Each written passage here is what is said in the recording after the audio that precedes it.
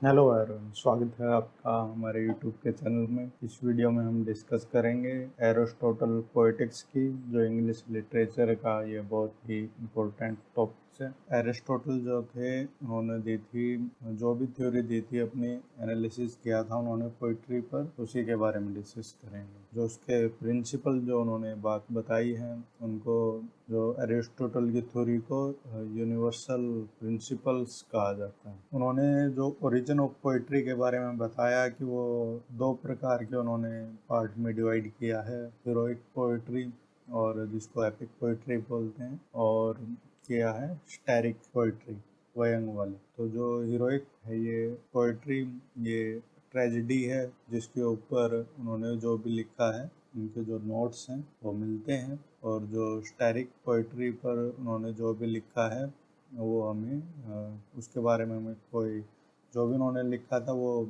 गुम हो चुके हैं और डिस्ट्रॉय हो चुके हैं। के पास जो भी उनका मटेरियल लिखा हुआ वो मिलता है, हमें ट्रेजिडी के ऊपर ही मिलता है। और जो the work was not intended for publication, जो उन्होंने जो भी काम किया था ट्रेजिडी के ऊपर, वो पब्लिकेशन के लिए नहीं किया था उन्होंने, कि पब्लिश करने के लिए। वो भी जो भी उन्होंने मतलब कि डिक्टेट करते थे अपने स्टूडेंट्स को, वो ही नोट्स मिलते हैं हमें। और जो प्लेटो थे, एरिस्टोटल से पहले, उन्होंने पोइट्री की तुलना पेंटिंग से की है।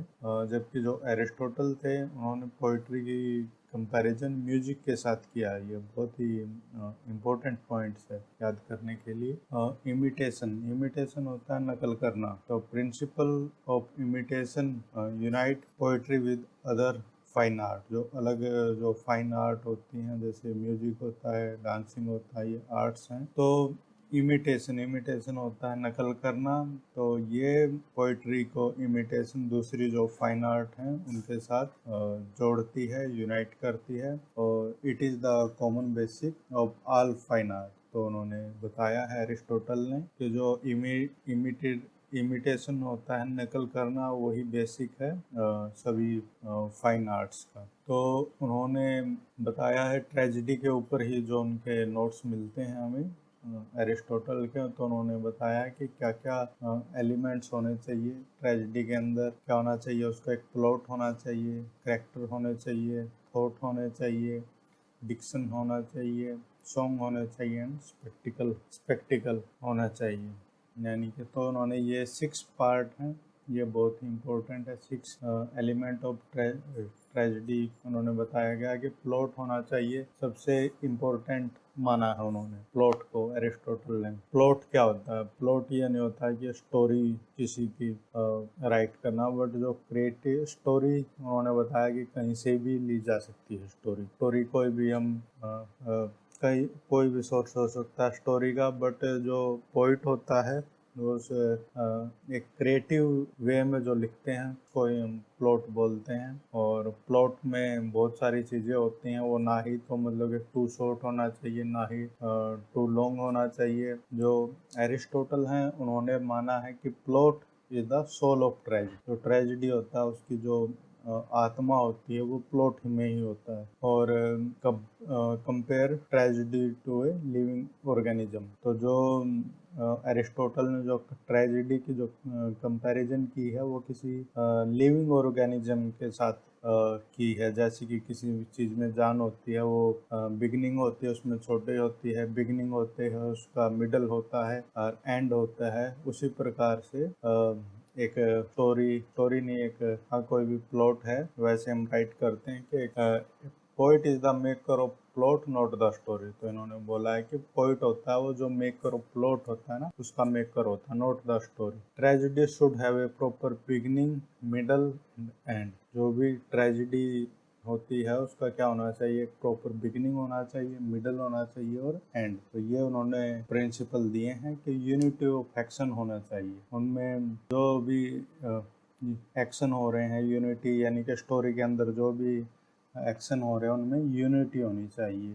लॉजिकली कनेक्टेड सीक्वेंस होना चाहिए। जो भी सीक्वेंस हो रहे हैं प्लॉट के अंदर, जो भी घटना घट रही है, इवेंट हो रहे हैं, तो वो एक दूसरे के साथ लॉजिकली कनेक्टेड होने चाहिए। और change from happiness to misery. तो ट्रेजेडी क्या होता है कि इसमें जो हैप्पीनेस मतलब कि पहले खुशी होती है, खुशी से कहाँ पर जाती है ये मिजरी यानी कि दुख में। The plot should neither be too short और टू लॉन्ग, यानी कि वो ना ही तो बहुत ही छोटा होना चाहिए और ना ही ज़्यादा लंबा होना चाहिए। एक अप्रोप्रिएट टाइम का होना चाहिए, मैग्नीट्यूड का होना चाहिए। एक होता है यूनिटी ऑफ प्लॉट। प्लॉट में क्या होना चाहिए? यूनिटी होनी चाहिए, एक दूसरे के साथ उसमें कनेक्ट होना चाहिए सभी चीज़ें। नो सुपरफ्लोस एंड इररिलेवेंस, यानी कि जिस प्लॉट में जिस कोई भी चीज़ बढ़ा चढ़ा के नहीं होनी चाहिए और जिसकी ज़रूरत नहीं है वो सारी चीज़ें भी नहीं होनी चाहिए। और कोई भी उसमें चीज़ क्या होनी चाहिए?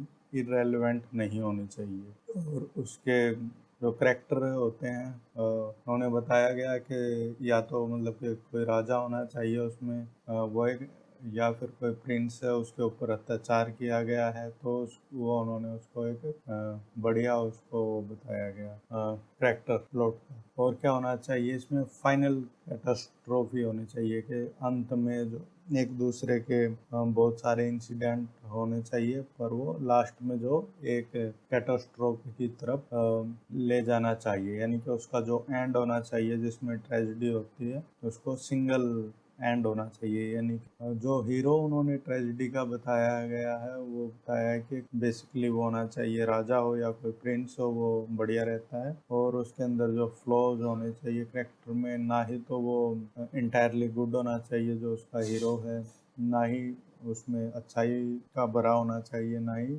बैड होना चाहिए। तो इस प्रकार का उन्होंने बताया गया कि ब्यूटी डिपेंड अपॉन साइज। तो जो प्लॉट होता है जो भी स्टोरी का वो उन्होंने बताया गया कि उसकी जो ब्यूटी है प्लॉट की वो डिपेंड करती है उसके साइज पर। उसका साइज अप्रोप्रिएट होना चाहिए। और ये एक उन्होंने बहुत इम्पोर्टेंट बात बताई है कि tragedy is impossible without plot. के जो ट्रेजिडी होती है वो प्लॉट के बिना इम्पॉसिबल होती है। But there may be one without character, but character के बिना ट्रेजिडी हो सकती है पर जो प्लॉट है उसके बिना ट्रेजिडी नहीं हो सकती। ये जो उन्होंने बताया है गया है कि जो प्लॉट है वो सोल होता है ट्रेजिडी की। तो इस प्रकार से उन्होंने अपनी जो थ्योरी दी है एरिस्टोटल ने।